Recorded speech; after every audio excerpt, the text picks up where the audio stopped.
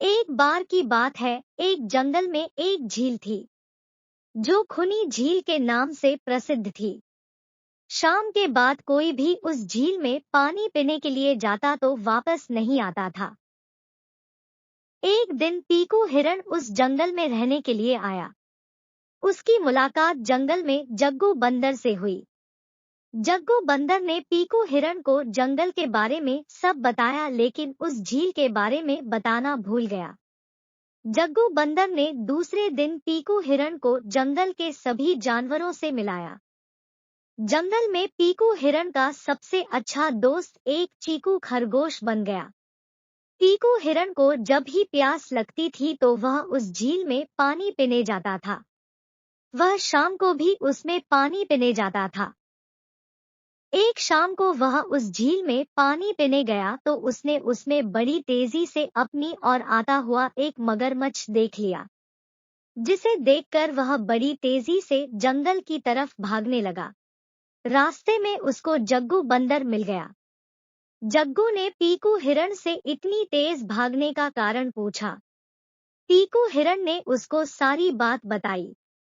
जग्गू बंदर ने कहा कि मैं तुमको बताना भूल गया था कि वह एक खूनी झील है, जिसमें जो भी शाम के बाद जाता है वह वापस नहीं आता। लेकिन उस झील में मगरमच्छ क्या कर रहा है, उसे तो हमने कभी नहीं देखा। इसका मतलब वह मगरमच्छ ही सभी जानवरों को खाता है, जो भी शाम के बाद उस झील में पानी पीने जाता है। अगले दिन जग्गू बंदर जंगल के सभी जानवरों को ले जाकर उस झील में गया।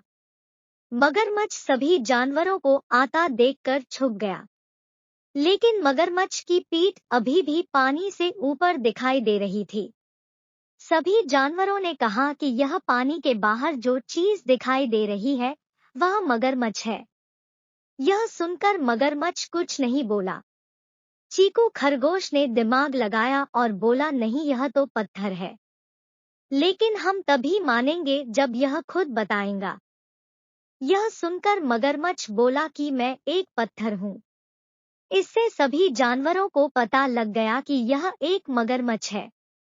चीकू खरगोश ने मगरमच्छ को कहा कि तुम इतना भी नहीं जानते कि पत्थर बोला नहीं करते। इसके बाद सभी जानवरों ने मिलकर उस मगरमच्छ को उस झील से भगा दिया और खुशी खुशी रहने लगे। इस कहानी से हमें यह सीख मिलती है कि यदि हम किसी भी मुसीबत का सामना बिना घबराए मिलकर करते हैं तो उससे छुटकारा पा सकते हैं।